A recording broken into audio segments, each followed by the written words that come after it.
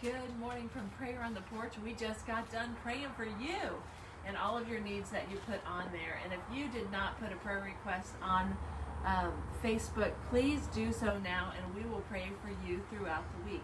Miss Stephanie and Miss Tammy and I had just got done praying, and it reminded me of Esther.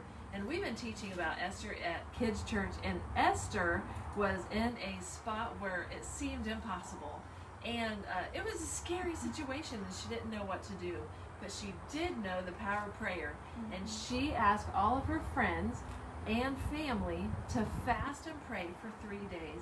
Have you ever been so desperate you were like, I don't even know how to pray, but I know if I pray, God has an answer.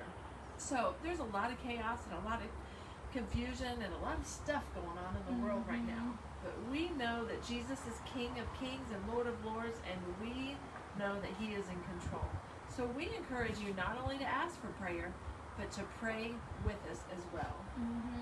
That reminds me of a quote I read. I don't know if it was on Facebook or somebody said it, but they said, do you pray about it as much as you talk about it? Ooh. And sometimes when I'm worried about something, even if it's not something bad I'm talking about, but I'm like, oh, this is worrying me, I'm worried, then that instills more worry in me. And if I'm like, okay, I'm already, sometimes we need to vent and like say, this is what's worrying me or freaking me out. But then, okay, Lord, I know you have it in your hands. I'm not going to dwell on it and hold on to it. I'm going to put it in your hands and let it go. Excuse me, and trust that you have it under control. And that kind of like takes the weight off of my shoulders and gives it to God where it belongs. Yeah, it gives it back to God. We just talked about that on Sunday. Be still and know that I am God. And be still means let go. Let go and let God. And we encourage you to do that today. Would you join us in prayer? Just a general prayer. We're going to cover it all in just a few seconds. God, we thank you so much for this day, and thank you for the opportunity to serve you and to love you.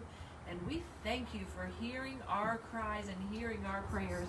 We lift all of these things up that have been asked, and even though the things have not been asked, God, we ask that you answer the prayers physically, emotionally, spiritually.